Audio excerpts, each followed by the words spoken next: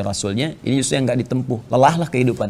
Yang tadinya spirit kehidupan di dunia itu sebetulnya senang dan tenang. Itu sudah tegas Allah sampaikan ketika menurunkan Adam pertama kali untuk bertugas di bumi. Itu ada di Quran surah kedua Al-Baqarah di ayat 38. Allah sampaikan kulnah bitu minha jami'a. Sekarang dimulailah tugas Adam itu sebagai khalifah di bumi untuk membangun, memakmurkan bumi, sekaligus pesan. Kata khalifah itu memberikan kesan akan saling menggantikan. Dari kata khalafa, yang saling menggantikan. Artinya Adam gak akan abadi. Ingat ya, Adam gak akan abadi. Jadi Adam meninggal, generasi melanjutkan, demikian seterusnya. Dan karena itu pesannya di Quran surah keempat An-Nisa, ya, di ayat yang ke-9 itu tegas Allah menyampaikan. وَلْيَخْشَى الَّذِينَ لَوْ تَرَكُوا مِنْ خَلْفِهِمْ ذُرِّيَّةً ضِعَافًا خَافُوا عَلَيْهِمْ فَلْيَتَّقُوا اللَّهَ وَلْيَقُولُوا قَوْلًا سَدِيدًا. Hendaklah setiap orang tua itu merasa khawatir kalau nanti dia meninggalkan generasi setelah dia bertukar gitu kan dengan misinya itu, ternyata lemah keadaannya karena nggak disiapkan. Ya, apa yang harus disiapkan itu? Ya, itu lemah di sini kata para ulama ada 3. Ya, lemah iman, ya, lemah ilmu, lemah harta. Jadi ini mesti kuat, diberikan pondasi yang kuat. Iman mesti kuat, karena itu pegangan teguh kepada agama mesti kokoh.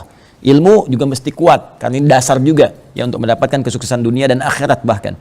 Kemudian yang terakhir harta, karena ini bekal juga yang dibawa untuk kemaslahatan dunia termasuk juga untuk akhirat.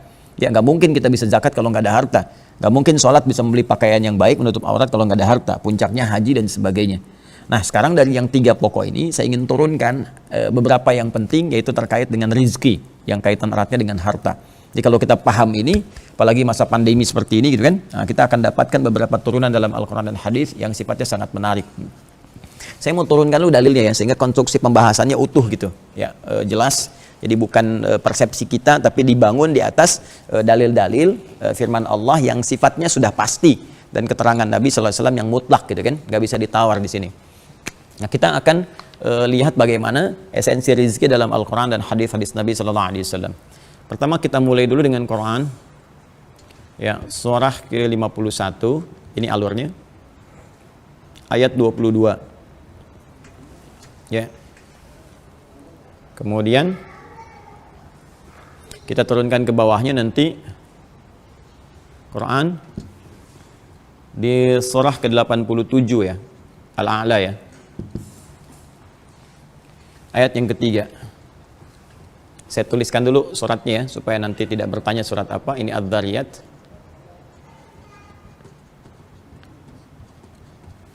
Ini Al-A'la. Ya. Kemudian saya turunkan. Untuk ke sini nanti dijembatani oleh hadis. Hadisnya nanti saya teruskan. Ini Quran surah kedua Al-Baqarah. Di ayat 168. Nah, ini baru standar, sifatnya universal. Nah, ini universal, artinya berlaku bagi setiap hamba. Sepanjang dia hamba Allah, baik itu beriman, kan? Ataupun belum beriman, standarnya ini. Nanti ini semua akan ditengahi dalam hadis riwayat Al-Bukhari.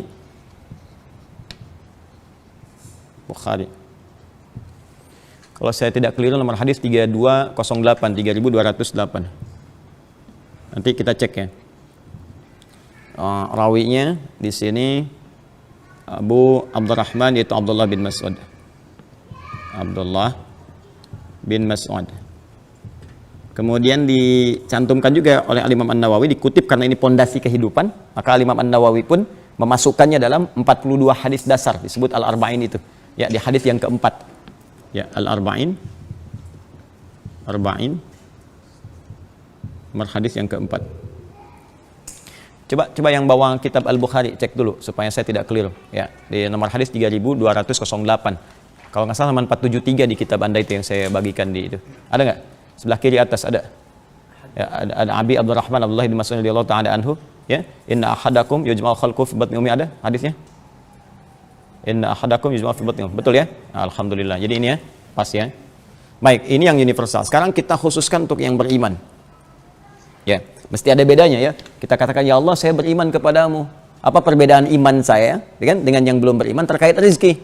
Kalau sama-sama, untuk apa saya beriman? Itu kan logika berpikirnya ya. Maka Allah turunkan sebelum kita tanya ketentuan untuk orang beriman di Quran surah kedua Al-Baqarah. Nah, saya berikan begini supaya mudah. ayat 172.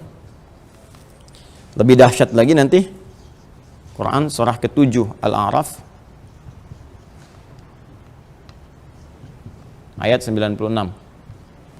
Nah, kemudian ini korelasinya nanti kaitannya di Quran surah ke-65 At-Talaq. Nah, ini kalau mau kita turunkan panjang. Di ujung ayat kedua sampai dengan ayat keempat. Nah, contohnya, ini contoh di Quran surah ke-3 surah Ali Imran, bukan Al tapi Ali ya, di ayat ke-37. Nah, ini dulu, ini yang paling pokok, yang dasarnya. Nanti kita turunkan, boleh jadi akan ada turunan-turunan detail lain di hadis Nabi SAW ataupun di ayat Al-Quran. Pertama terkait dengan esensi rizki, ya, sebagai pokok kehidupan. Esensi rizki dalam Al-Quran. Ya. Baik, Allah Subhanahu wa Ta'ala mencipta manusia dan memberikan misi. Ya, bukan hanya mencipta, tapi memberikan misi. Penciptaannya ada di Quran surah ke-15 di ayat ke-28. Dan dahsyatnya penciptaan ini diperkenalkan kepada malaikat dan jin yang sudah tercipta lebih dulu. Allah berfirman, wa idh qala rabbuka lil malaikati inni khaliqum basyara min salsalin min hama'in masnun. Dan Muhammad SAW, saya infokan, kata Allah, saya menyampaikan kepada semua malaikat dan jin yang telah tercipta lebih dulu, ya, saat Adam akan diciptakan, aku akan mencipta makhluk baru demi misi yang baru, misi yang khusus, ya, yang tidak akan diemban oleh malaikat, bukan pula oleh jin. Saking pentingnya misi ini, malaikat dan jin diinfokan. Ya, siapa nanti makhluk ini yang diciptakan? Nanti akan kita nyambung ke Al-Baqarah. Lihat pembuka ayatnya, wa idh qala rabbuka lil malaikah. Jadi penciptaannya dibuka dengan kalimat wa idh qala rabbuka lil malaikah. Nanti misinya pun ketika disampaikan akan dibuka dengan kalimat yang sama, wa idh qala rabbuka lil malaikah. Dan saya tekankan, malaikat sudah dulu tercipta, jin sudah dulu tercipta. Makanya di ayat 27-nya sebelum 28 Allah terangkan jin udah duluan. Wal janna khalaqnahu min qablu min naris samum. Baru kemudian ke manusia.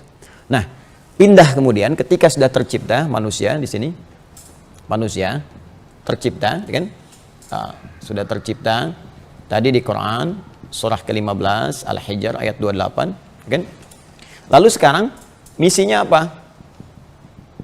Karena tidak boleh ada ciptaan Allah Subhanahu wa Ta'ala yang tidak mengandung makna, nggak ada faidah, nggak ada fungsi, nggak ada misi. Mustahil, ya. Karena semua apa yang diciptakan Allah pasti ada manfaat, ada visi, ada fungsinya dalam kehidupan.